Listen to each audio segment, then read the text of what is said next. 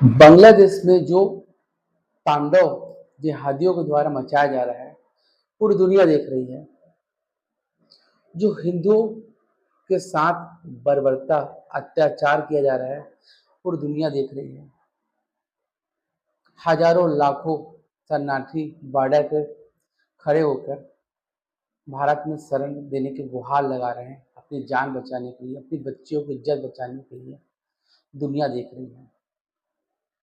बांग्लादेश में कुछ जिहादी तत्वों के द्वारा किया गया जिहाद, क्रांति नहीं बोलूंगा, जिसका एकमात्र उद्देश्य था कि बांग्लादेश में कट्टरपंथी शासन लागू करना, जिसको मदद विदेशों से मिला और वहाँ के कट्टरपंथी संगठनों के द्वारा। सबसे पहला निशाना बने हिंदू, हिंदू मंदिर, हिंदू महिलाएं। इस्कॉन मंदिर बांग्लादेश के इतिहास में महत्वपूर्ण जगह रखता है। कई सारे कहानी छपे इस मंदिर के बारे में। बांग्लादेश जब 71 में आजाद हुआ, भूखमरी से मर रहा था। इस मंदिर में दोनों टाइम लाखों लोगों को भोजन कराया। सबसे पहला निशाना कौन बना? इस्कॉन मंदिर। आप उस सोच को देखिए। अभी बांग्लादेश की बात करता हूँ, उसके बाद हिंदुस्तान में आऊंगा। बांग्लादेश में जो हो रहा है, तथाकथित सेकुलर कहने वाले किसी देश ने आवाज नहीं उठाया, न कुछ बोला, क्योंकि सब देश की अपनी अपनी स्वार्थ रहता है, हित रहता है। वहां पर आप कल्पना कर सकते हैं, वहां पर जो प्रधानमंत्री बन रहे हैं, जो सरकार में हिस्सा बन रहे हैं, वो उस छात्र नेता के जो कह रहे हैं, जो जिहादी तत्व के छात्र नेता, उनके अनुसार प्रधानमंत्री बन रहे हैं, उनके अनुसार वहां का शासन हो रहा है। पूरी तरीके से बांग्लादेश एक कट्टरपंथी देश बनकर अब सामने आया है। अब अल्पसंख्यक समुदाय, विशेषकर हिंदू, वहां सुरक्षित नहीं रहेगा। आप कितना भी दावा कर लीजिए, क्या कर लीजिए, क्योंकि जो सरकार बैठी है, उसका मानसिक उद्देश्य ही ऐसा है कि वो मतलब कट्टरपंथी को सपोर्ट करती है। ये तो रही बांग्लादेश की बात, जो लगातार वीडियो के माध्यम से देख रहे हैं। भारत देश में सेकुलरिज्म का राग अलापने, ऐसा सबसे पहले मैं सेकुलरिज्म की बात करूंगा। सेकुलरिज्म का मतलब हमारे देश में जो समझ में आता है कि अगर हिंदुओं के साथ अत्याचार होता है, बर्बरता होता है, कुछ होता है, तो आप चुप्पी छाप लो। जो यहाँ के नेता करते हैं, राहुल गांधी हो गया, अखिलेश यादव हो गया, तेजस्वी यादव हो गए, ममता बनर्जी हो गए, अरविंद केजरीवाल जैसे लोग हो गए, प्रियंका गांधी, सोनिया गांधी, जितने कांग्रेस के नेता हैं या विपक्षी पार्टी के नेता हैं, कभी ये हिंदुओं के साथ कभी खड़े नहीं हुए। बांग्लादेश में अत्याचार की सारी सीमाएं टूट गई। रोज हजारों वीडियो आ रहे हैं, पर मजाल है कि एक शब्द किसी ने बोला। उल्टा बांग्लादेश के कई पत्रकार, बुद्धिजीवी राहुल गांधी पर सवाल उठा दिए। आप उन पर सवाल उठा दिए क्योंकि लगातार उनकी गतिविधियां इस तरीके से रही, उनके वहां के बुद्धिजीवी राहुल गांधी को निशाना में ले रहे हैं, और कई सारे ट्वीट इंटरनेट में वायरल भी हैं। क्या सेकुलरिज्म का मतलब हम मुख्य मुद्दे से, जो हिंदुत्व के मुद्दा रहता है, उसमें से हम चुप्पी चाप लें? और मेरे को बड़ा आश्चर्य होता है कि हम ऐसे लोगों का सपोर्ट करने वाले की संख्या लाखों लोग हैं। हमको गाजा के मुसलमानों का दर्द दिख जाता है, लेकिन हिंदुओं का दर्द नहीं दिखता। ये दोहरी मानसिकता, ये दोगलापन यहाँ के नेताओं पे इस कदर छाया हो कि उनको दिख ही नहीं पा रहा। वो मानसिक रूप से इस तरीके से विक्षिप्त हो चुके हैं, सेकुलरिज्म का ऐसा चश्मा लगा चुके हैं, उनको हिंदुओं का दर्द आंसू दिखता ही नहीं।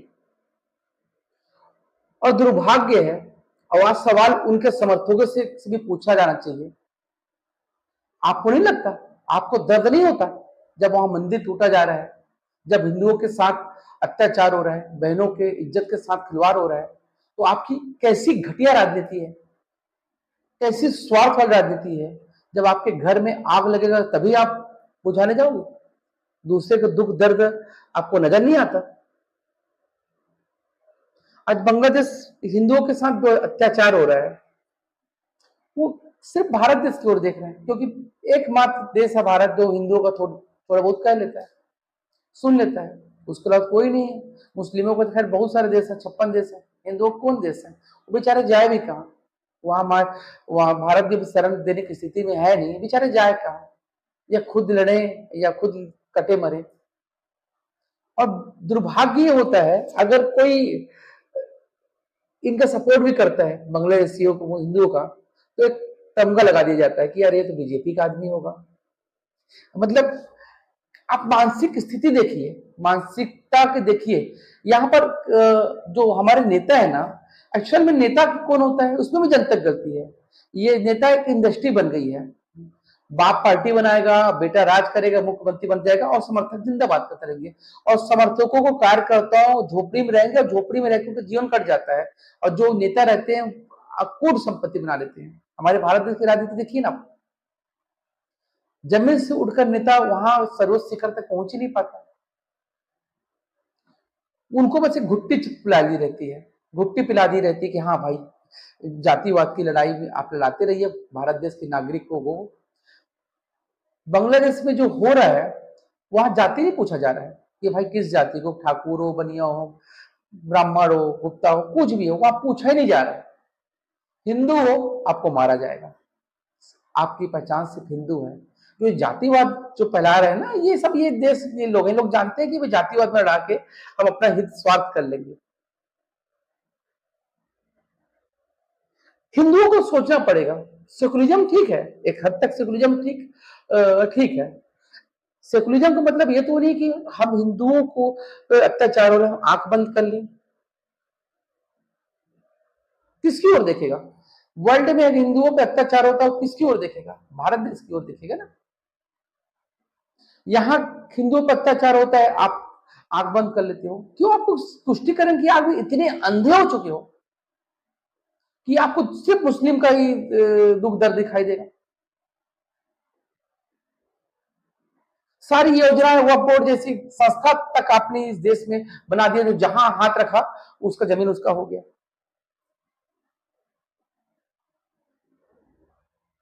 पहला ऐसा देश है जहां अल्पसंख्यक बहुसंख्यक पे हावी हो गया।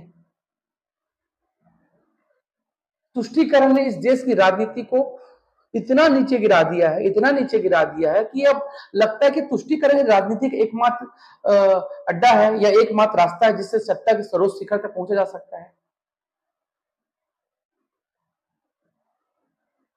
हम थोड़ी बोल रहे किसी को मारिए काटिए, लेकिन समानता भी होना चाहिए। आप क्यों आंख बंद कर लेते हैं? और उन जातिवाद के समर्थकों से पूछना चाहूंगा, अरे भाई साहब कितना आगे बढ़ गए हुआ, कितना आगे बढ़ गए? आपके नेता जाति जाति कतरते हैं, उनके घर घुसने नहीं देंगे। आप जाइए, कभी जाइए, जिस जाति के नाम से लड़ते हो ना, जाइए उनके घर, जाइए, घुसने नहीं देंगे आपको।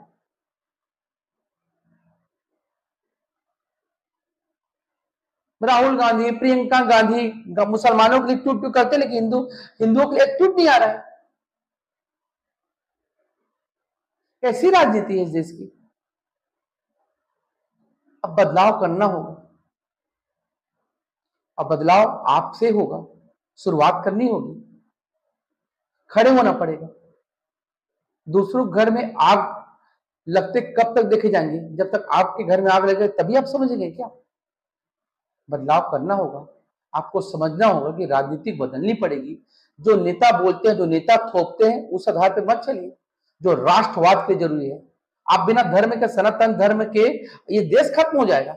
एक वामपंथियों द्वारा जो गद्दारों के द्वारा जो भ्रम फैलाया गया है ना सनातन को लेकर, अभी सनातन को लेकर बड़ा वीडियो बनाऊंगा।